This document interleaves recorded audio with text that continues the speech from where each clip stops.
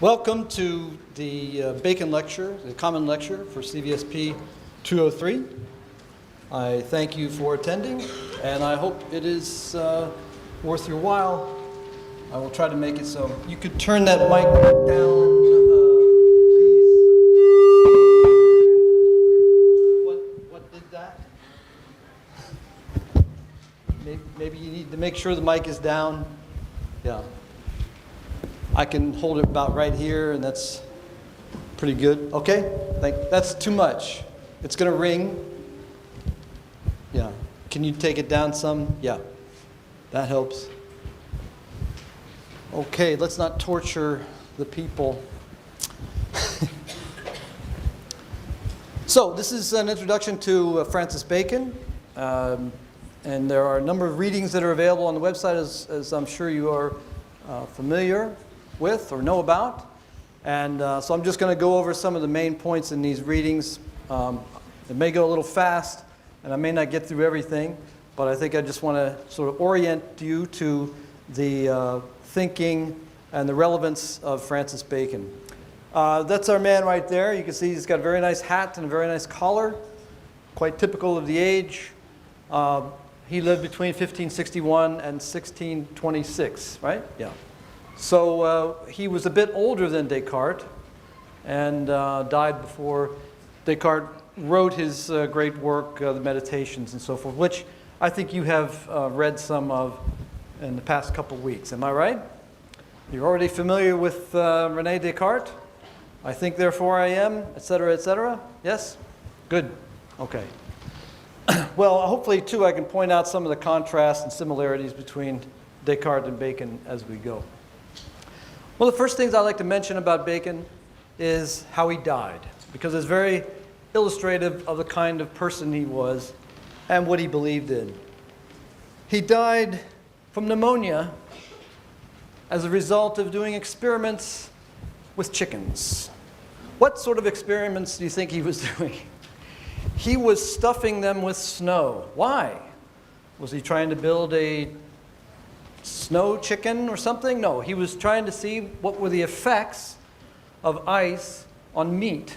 Because, in that day, they didn't have refrigerators, and it was very tough to keep meat fresh. You had to, use a lot of salt, put it in a smokehouse or something like this. Well, you might have observed that that ice, rather, sort of slows down or stops the processes of various things. And so you might think, maybe I can stop meat from rotting by putting ice in it. And so that's what he did. Unfortunately, he caught pneumonia and died. But that's just the kind of man he was, dedicated to the search for scientific truth through experimentation. And that's probably the most succinct way to sum up his life and contribution. Okay, let me give you a little bit of context, a little bit of historical context to his life. See if I can manage these gadgets accurately. No, it leaps too much ahead. So,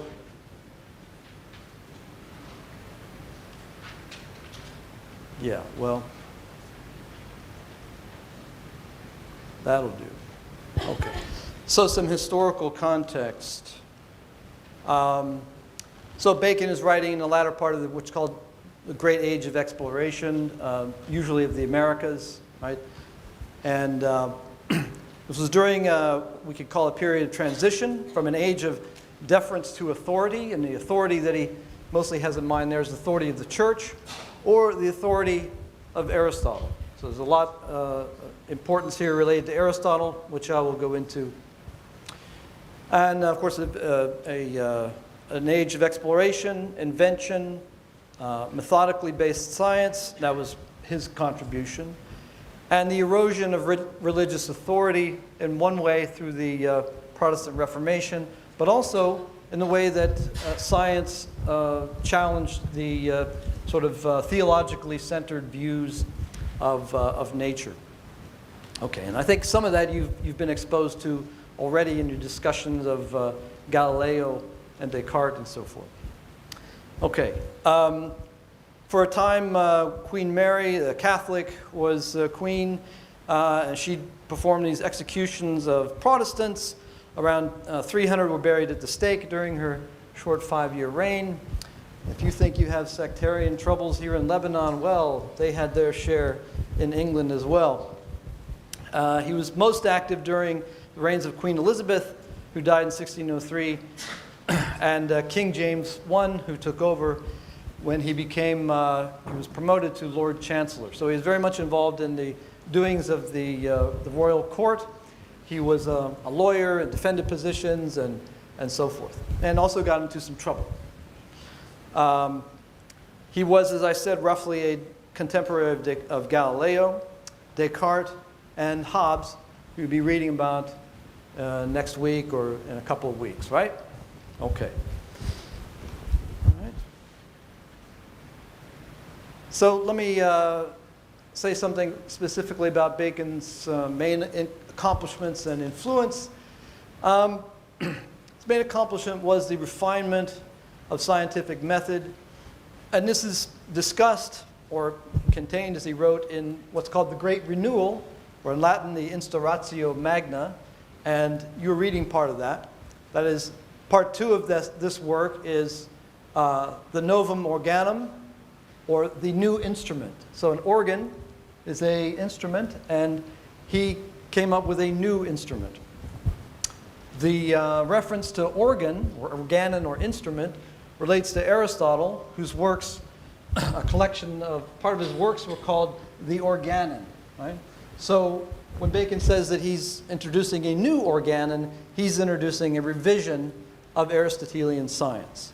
And it's important to know that Aristotelian science sort of reigned for about 2,000 years, up until people like Galileo, Descartes, and Bacon, and Hobbes, and some other 17th century figures started attacking it and seeing that it wasn't working. It wasn't taking us far enough.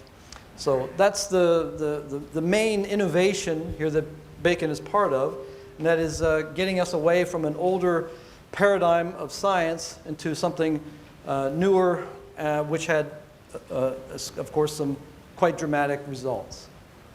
Okay. And yeah, okay, that's about it for this page.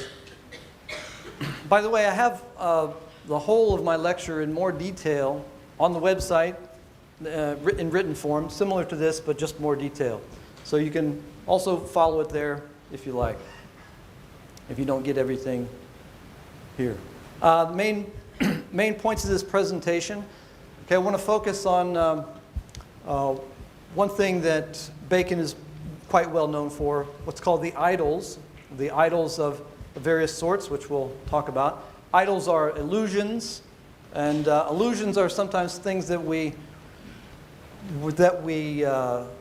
take for granted without knowing that we are involved in these illusions. So we have to clarify or clear out these illusions from our mind if we want to think clearly, if we want to do science, and so forth.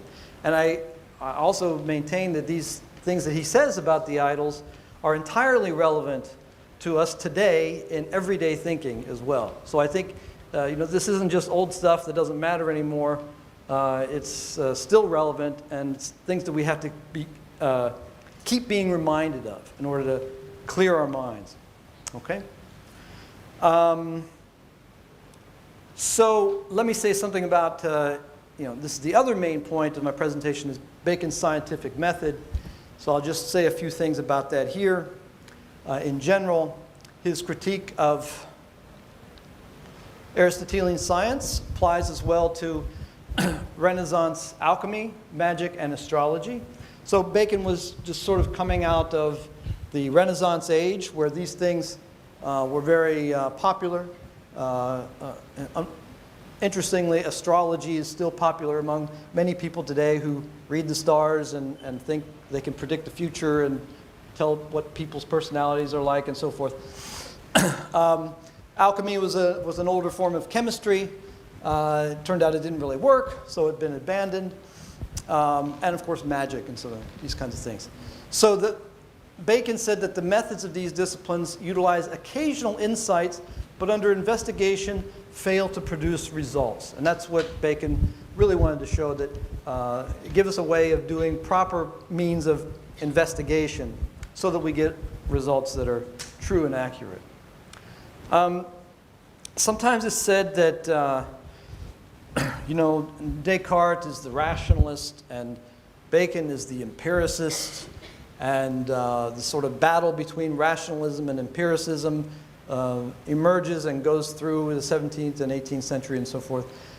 That's a little bit of a simplistic story, and if you pay attention to what Bacon is actually saying, he's saying that both empirical methods and rational methods have to be used, but that they both need improvement. And his effort was to show how you can improve both. You can improve both, one, by clearing away the idols of the mind, and two, by utilizing effective empirical experiments rigorously. Okay? So I hope we have time. I can give you an example of what his method was and how he executed it. I had to ask, first of all, a question that comes to mind because not many people actually know. What does the word empirical mean? Yeah? General? No, that's too broad. That's too broad, but nice try. What does empirical mean? Based on the senses, okay? And what does that mean? So if, what does it mean to say something is based on the senses? Okay, what is based on experience and the senses? Huh? I can't hear you. Observations, yes? Okay. So knowledge is based on experience in this way, right? At least in a very important sense, right? You also have to be able to use reason effectively. But empirical knowledge is that which is based on experience. And for Bacon, that didn't just mean looking at something and going, oh, it's blue, or oh, it's round, or oh, that's a grasshopper, It meant performing experiments using hypotheses and instruments in order to make sure that your observations are accurate, right? He didn't think that you just went around picking up facts off the ground or wherever just by observing things. You had to do tests and make experiments, right? And I'm sure most of you know that that's typical of what you do in a biology class or a chemistry class. You have experiments, you have hypotheses, you try them out, you find that they're confirmed or disconfirmed and so forth. Well, that sort of method, Bacon was largely responsible for developing. Okay, methodical procedures, right? And also something he calls a new inductive method, or an inductive method. And some of you may know the difference between deduction and induction, and I'll try to go over that in a little bit more detail. But when you're dealing with natural phenomena and empirical experience, you gather data and then you draw a conclusion about it. Well, that's using an inductive procedure. And Bacon thought that this had to be done in a much more rigorous way than it had been done in the older Aristotelian school. Okay? So that's his main objective and contribution. When we get to, if I get to show this, which I may not, you can go to the CS Lecture website. To something that's not assigned, but it's on the website. It has to do with the, it's called Bacon's Induction Example of Heat. Okay? There's a document that is actually Bacon from the New Organon Part 2, but then there's a document that I prepared that's kind of a summary of that. And it shows exactly how he used this method. Okay? Important idea there is that the hypothesis has to be arrived, or the hypothesis has to be confirmed or disconfirmed by a process of negation and exclusion. And we'll see how that works, hopefully. Okay, are we good so far? The assigned text, the preface to the Instauratio Magna, the Great Renewal, that has some important points. I'm going to skip them here. You can read them later. And I've kind of mentioned some of them. But I will mention one thing that's kind of important here because it relates to Descartes. As you may have learned, Descartes thought that knowledge, at least insofar as starting point, had to be absolutely certain. And so, by the way, what was that starting point for Descartes? Do you know? Do you remember? What say, claim or proposition did Descartes begin his, build his foundation of knowledge on? Yes? Sorry? I wish I could give you a mic here. Equally rational? No. But that's true. But that's not how he started with it. How did he start? I think, therefore I am. That's right. So he started with an idea that could not be refuted, that could not be questioned. And he said, well, I can doubt everything, but there's one thing I cannot doubt, and that is that I exist. And so, doubting is a kind of thinking, and if I'm thinking, then I must exist. So, I think, therefore I am, right? Doesn't sound like a very great thing in some way. You may already know that you exist, but when you are looking for a foundation for knowledge, and then you want to get something else, you have to start with something that's absolutely clear and distinct, as he put it. And so this idea that you start your foundation of knowledge on clear and distinct ideas, right? And then you could proceed to know more things. And as he does, if you follow his argument, he proves that, bodies exist. It's not just that he himself exists, but, there are bodies that really exist outside of him. No, he proves that, right? And then he shows that, I have clear and distinct ideas about mathematical and geometrical properties, so those must be true, and so I can say lots of true things about bodies, right? And now I can do science. So that was his contribution to scientific method and starting. But the point is that he started with an idea, right? A clear and distinct idea, and then he proceeded. Bacon is a bit different, and then he doesn't start with clear and distinct ideas. He starts with experience, right? He starts with the observation, the particular observation of particular things. And then, when you gather enough observations, then you can draw a larger conclusion about the way things are, right? So that's a bit of a difference between Descartes and Bacon. Okay. I'm going to skip over that.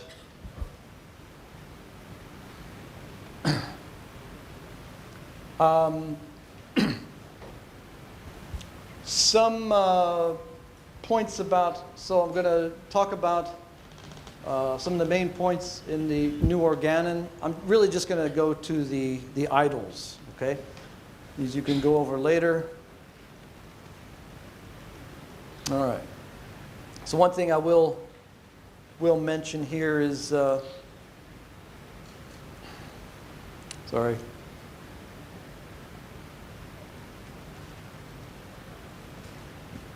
Bacon's notion that what was needed, what had been done as far as studying nature was what he called the anticipation of nature. And the word anticipation may sound a bit strange, but it means to begin with preconceptions about nature. So prejudgments about it. And he thought that was a mistake. And he sought to show what sorts of preconceptions that we had that we needed to get rid of. And what he was after was what he calls interpretation of nature. Okay? The interpretation also kind of involves a bit more give and take between you and the object, the natural world. You kind of bring something of your experience to the understanding of the natural world, but you also have to listen to what the natural world has to say as it comes back to you. So there's a kind of give and take in the act of interpretation. And you may not get it right at first, and we cannot expect to have absolute knowledge or of our understanding of nature. It's an ongoing project. Right? Nature is infinitely complex and rich, so there's a lot of work to do in order to understand it.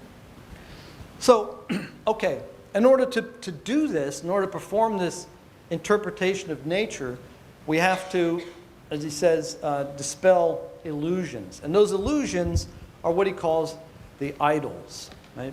And the word idol, you may know, as I mentioned, means a kind of illusion.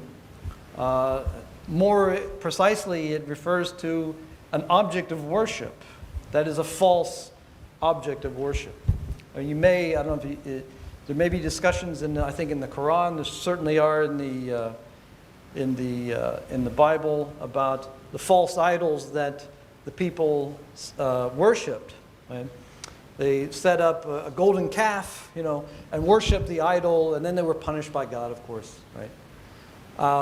So they thought something that was to be worshipped was worthy to be worshipped, but they were mistaken. So these illusions are in some ways not simply illusions, but we take them to be real, and we make mistakes when we do so. So what are they? Well, okay, let's see. There were several kinds of idols that he has in mind, right? Or classes. There are 4 classes of idols. First, the idols of the tribe, the idols of the cave, the idols of the marketplace, and the idols of the theater. So I want to discuss something about each one of these, beginning with the idols of the tribe.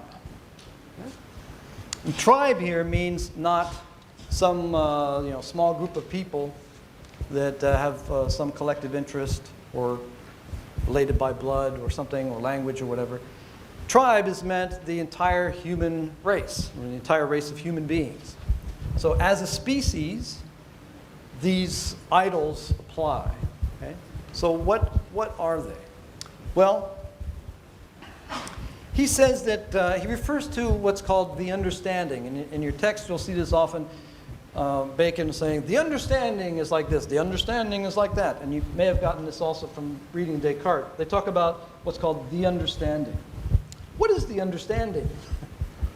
Does anyone, can anyone tell me what the understanding is? Yeah. How you perceive the world. Okay. That's pretty good. That's pretty good. Anyone else? It's a capacity for thinking. It's more related to something that we call nowadays cognitive ability, right? You all have cognitive abilities. That is, you have the capacity to think. You have the capacity to perceive and to know something about what it is you are perceiving and so forth. To put things together in your mind, to form judgments and propositions and so forth. That's what the understanding is. Well, it's sometimes supposed that, by some, that the understanding is a blank slate called a tabula rasa, which is there just to receive whatever comes into it. Right?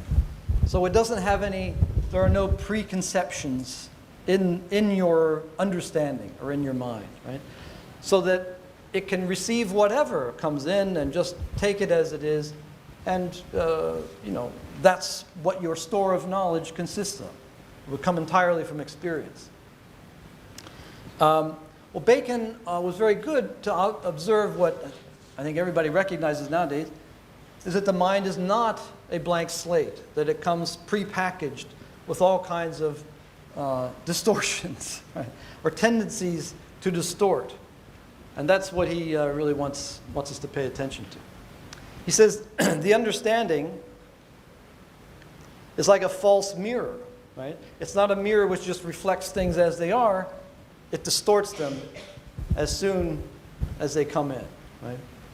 And it distorts and discolors the nature of things by mingling its own nature with nature on the outside. Okay. Here are a few examples of what he means. And I'm going to leave you to think more specifically of what he is talking about, but I think you can all recognize this. He says that the human understanding is of its own nature prone to suppose the existence of more order and regularity in the world than it finds. Right?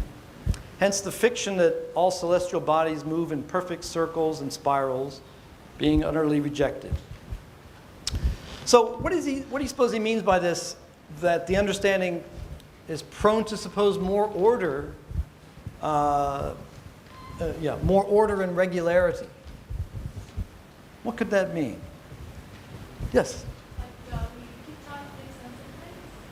So when we see something, try to make sense of it now. Okay. And making sense of it, I think, by you means relating it to something else that you may know or something that seems similar. And you want to do that. There's a strong urge to do that because making sense of things is very, very good for you. If you can make sense of the world around you very efficiently, then you'll be able to you'll be better off. You'll be able to control it, right? So you are immediately drawn to find order and regularity in the world where, in fact, there may not be any, right? So you have to be aware of this tendency that everyone has to do this sorts of thing. I think there's a better example of what he means.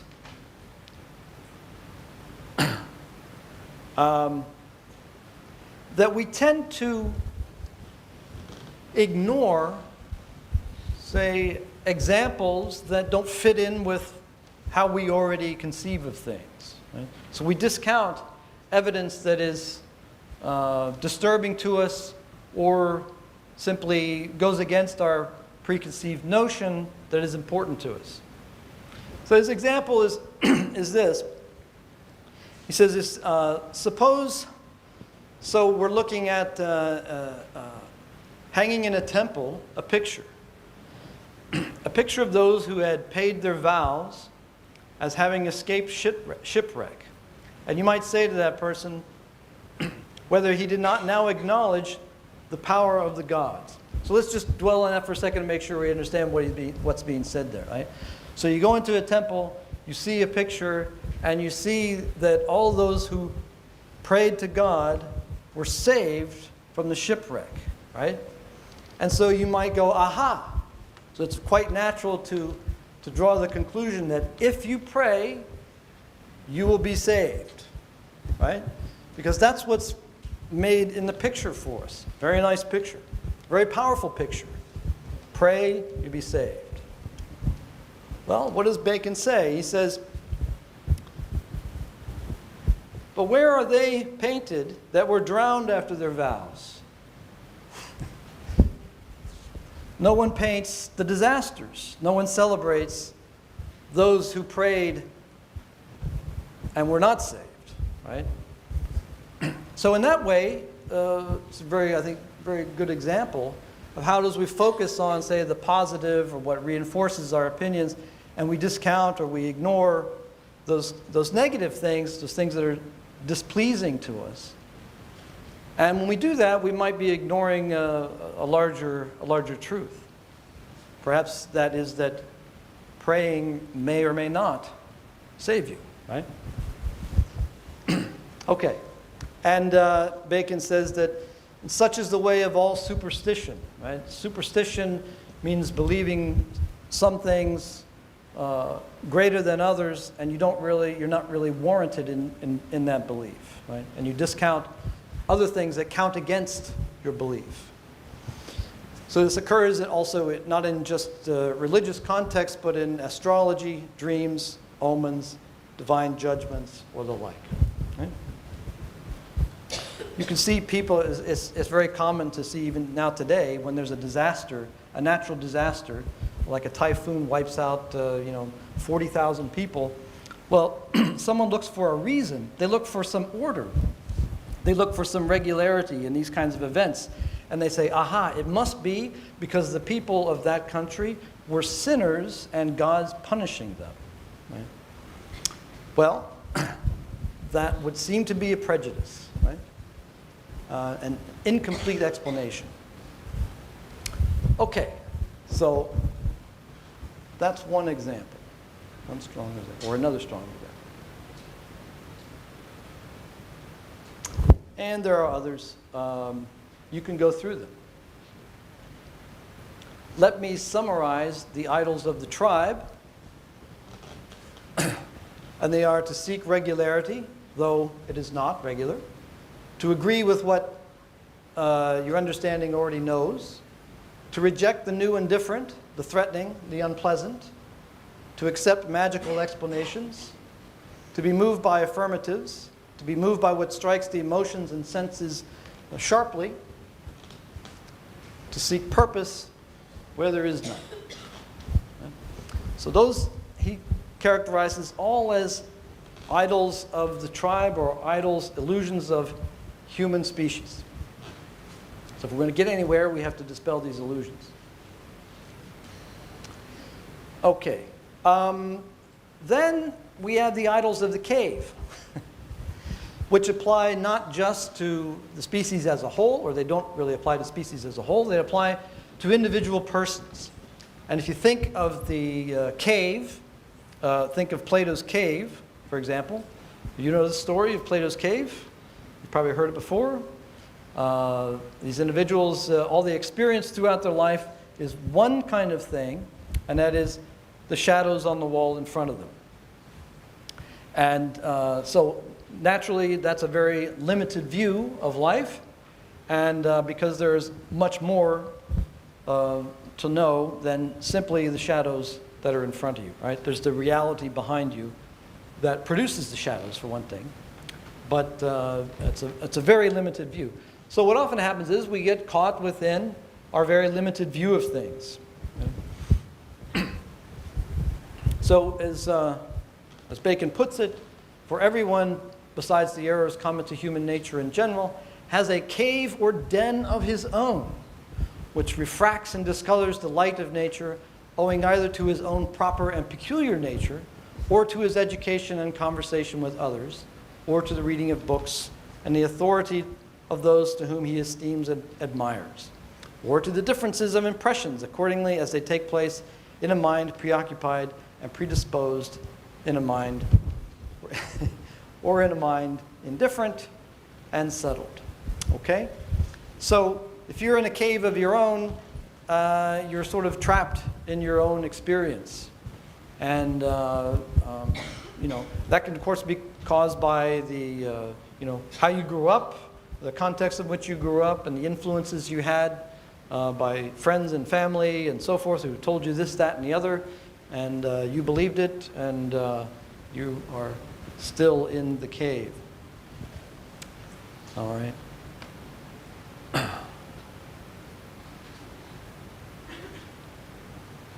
So related to that, but more expanded way, is what Bacon calls the idols of the marketplace. Idols of the marketplace. So the marketplace is just where you go about and you have social relations, right, with everybody. He says, Bacon says that the idols of the marketplace are the most troublesome of all. And these are idols which have crept into the understanding through the alliances of words and names. For men believe that their reason governs words. Right? We all tend to think this, that whenever I want to say something, I just call up the words that are under my command and express them out. And there I've used my reason to express words. But it's also true that words react on the understanding, which means that your understanding is shaped by the words you used. And it's not the case that you command the words you use. So if you are always are you limited to a certain kind of knowledge and language and way of speaking and persons with whom you speak, then you're going to have a limited view of reality as well. One of the, I think, prime examples of the way the idols of the marketplace work is social media and the internet, which allows us, unfortunately, I mean, for all the good that the internet gives us, it also gives us the capacity for finding other like-minded people who share our opinions that we like, and then we start to believe that this group of people who share these opinions are correct, and that our own opinions are correct because they're shared by a certain group. Well, that's an illusion to be avoided, right? If you always go to the same websites and you always go to the same chat rooms and you always look at the same news on Facebook or whatever, you're going to get caught in an echo chamber, a chamber of your own opinions, right? just being reflected back to you. So you're not going to be able to refine your opinions. You're not going to be challenged. You are going to, remain in this chamber. So, in his words, he says, now words being commonly framed and applied according to the capacity of the vulgar, and that is the capacity of the common speakers, follow those lines of division which are most obvious to the vulgar understanding. So if you talk with people with common language, you're going to talk with people who have a common understanding, and so will you. Right? And whenever an understanding of greater acuteness or a more diligent observation would alter those lines to suit the true divisions of nature, words stand in the way and resist the change. So it's difficult to get out of the language that you are familiar with and to adopt a new one. Okay. Yet even definitions cannot cure this evil in dealing with natural and material things, since the definitions themselves consist of words, and those words beget others. So for Bacon, one of the solutions here is to not simply accept the common definitions of things, but to question them, challenge them, and to pay particular attention to what those definitions point to and say, well, is this true? Right?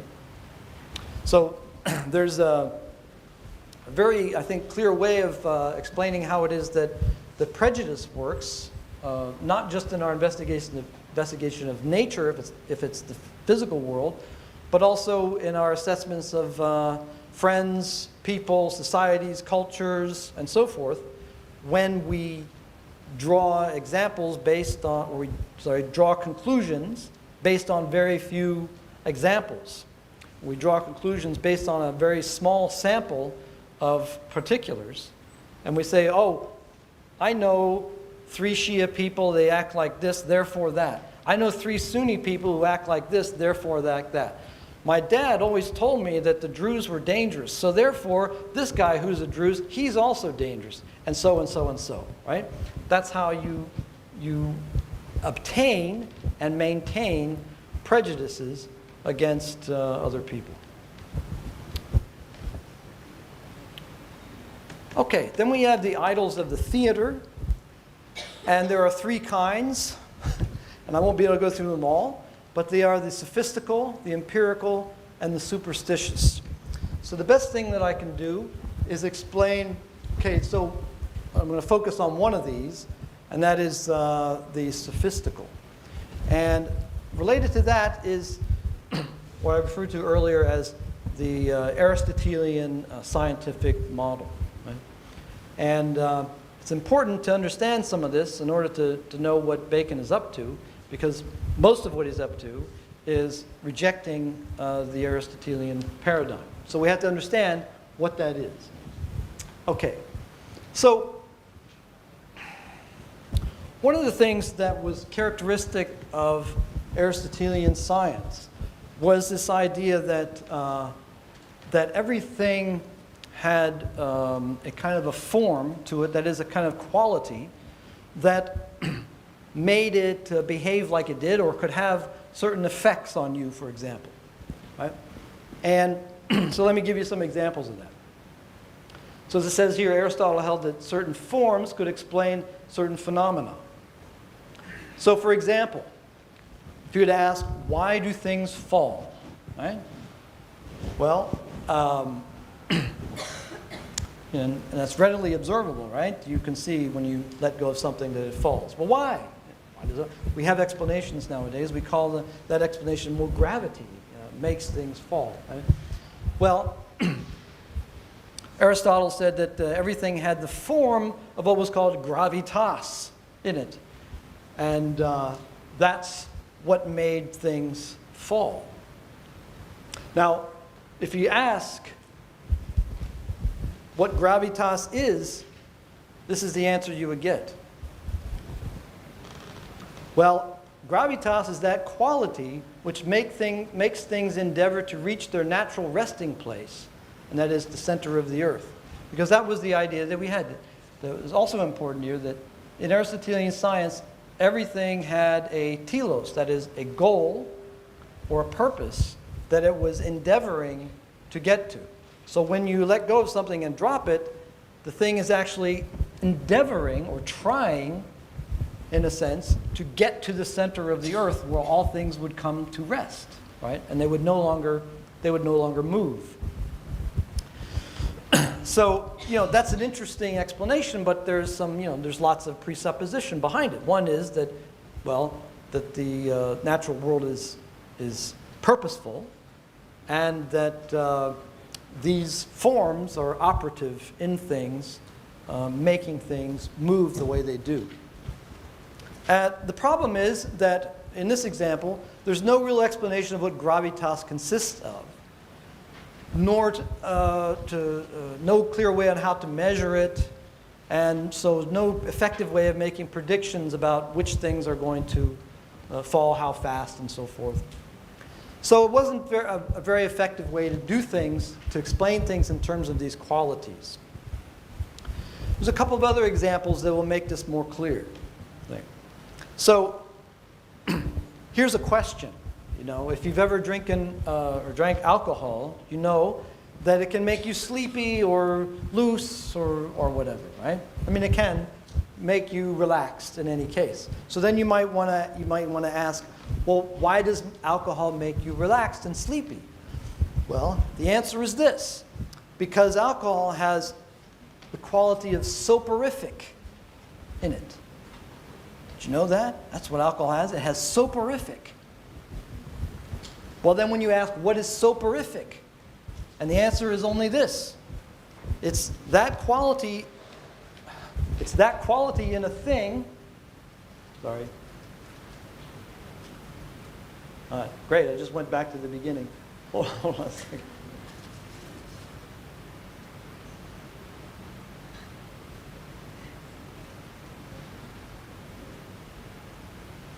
So, soporific. It's that quality in a thing that makes you sleepy. Now, how's that for an explanation? Why does alcohol make you sleepy? Because it has a soporific in it. Well, what's a soporific? Well, it's that thing that makes you sleepy. That's not a very good explanation, right? It's not an explanation. It doesn't tell you anything about what soporific is or how it performs that. So yes? On the microphone, thank you. Okay. I thought you were trying to land a plane there or something. Okay. So you get it, right? Now here's another example, because it's also related to Bacon's inspection of heat. What is heat? Well, the Aristotelian example is this. Heat is caloric. It's a quality. Things that are hot have caloric in them. Well, what is caloric? Well, guess what? Caloric is that which makes things hot. It's that quality of things that makes things hot, right? Now, why, of course, that doesn't tell us much about what heat is.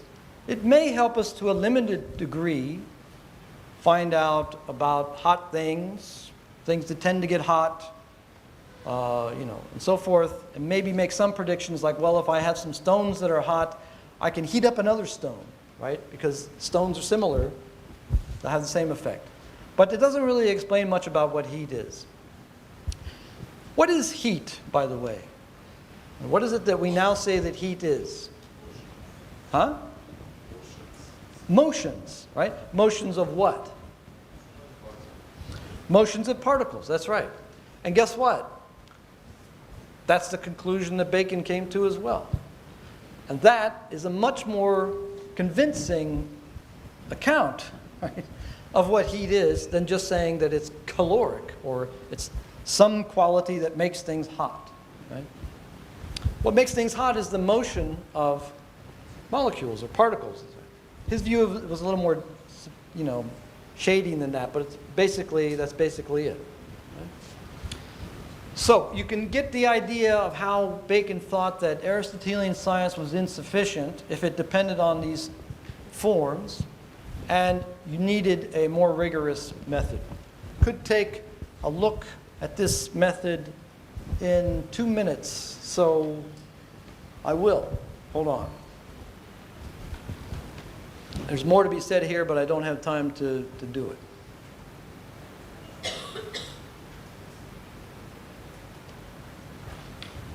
If you go to the CVSP, CS website, you will find this document called roughly Bacon's Sample of Heat and so forth. Well, this will give you a good idea of how his inductive method worked. So, what he called the tables of discovery, right? Well, there are 3 tables. And one is tables of presence, tables of absence, tables of degree or comparison. So, the basic procedure is this. The investigation of forms proceeds as follows. First, for any given nature, one must make a presentation to the intellect of all known instances which meet in the same nature, however disparate the materials may be. A collection of this kind has to be made historically without premature reflection or any great subtlety. And here is an example of the inquiry into the form of heat. Okay. Let me just go to this. So here's table 1, the instances meeting in the nature of heat. So you can see that there are 10 instances. There are actually 28 of them, but I'm just putting 10 of them up here. And we're just going to look at a couple of them. So an instance is an empirical observation of some phenomenon, right? You're out there and you notice that the sun's rays, especially in the summer and at noon, are warm, right? So that's one experience you might have with heat.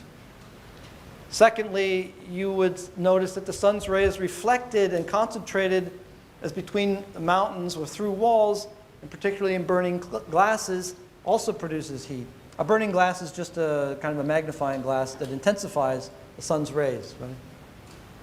You also can find, although I don't know how he found it, but in flaming meteors, there is heat also. I suppose if you found one on the ground that came out of the sky, and you would notice that it is still hot, right?